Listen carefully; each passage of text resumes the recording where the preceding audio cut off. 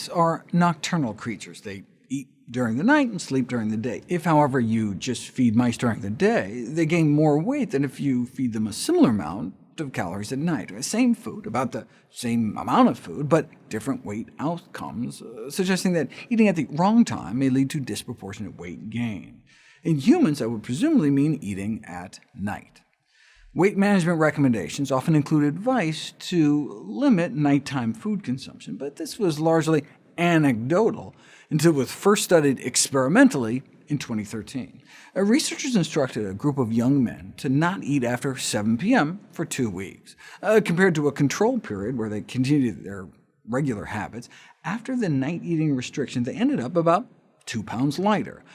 This is not surprising, given that dietary records show they inadvertently ate fewer calories during that time. To see if timing has metabolic effects beyond just foreclosing eating opportunities, you'd have to force people to eat the same amount of the same food, just at different times of the day. The U.S. Army stepped forward to carry out just such an investigation. In the first set of experiments, Army researchers had people eat a single meal a day, either as breakfast or as dinner. The results clearly showed that the breakfast group lost more weight. Check it out. Have people eat only once a day at dinner, and their weight doesn't change much. Have them eat once a day at breakfast, and they lose about 2 pounds a week. Like in the night eating restriction study, this is to be expected, right? Given that people tend to be hungrier in the evening. Think about it. And if you went 9 hours without eating during the day, you'd be famished, right? But people go 9 hours overnight all the time, and don't wake up ravenous, right? There's a natural circadian rhythm to hunger that peaks about 8 p.m. and drops down to its lowest level at about 8 a.m. Right?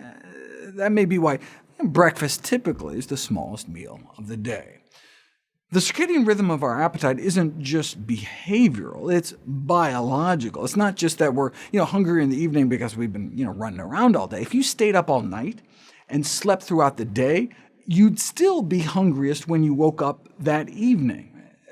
To untangle the factors, scientists use what's called forced desynchrony protocols, where they lock people up in a room without windows and a kind of constant, unchanging dim light, and make people sleep in staggered 20-hour cycles to totally scramble them up. Right? That goes on for a week, so the study subjects end up eating and sleeping at different times throughout all phases of the day. Right?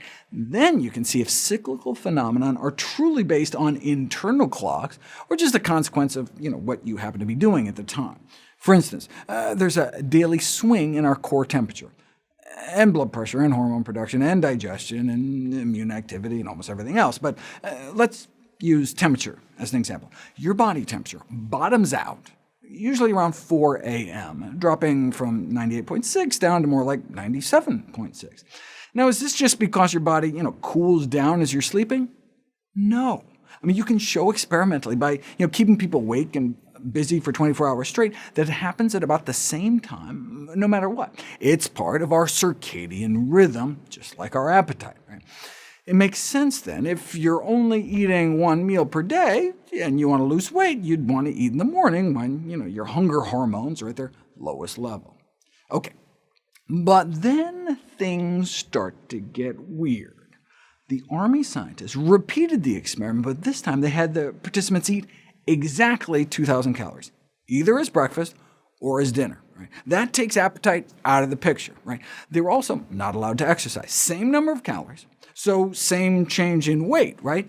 No, the breakfast-only group still lost about 2 pounds a week compared to the dinner-only group. 2 pounds of weight loss, eating the same number of calories. That's why this concept of chronobiology, meal timing, when to eat, is so important.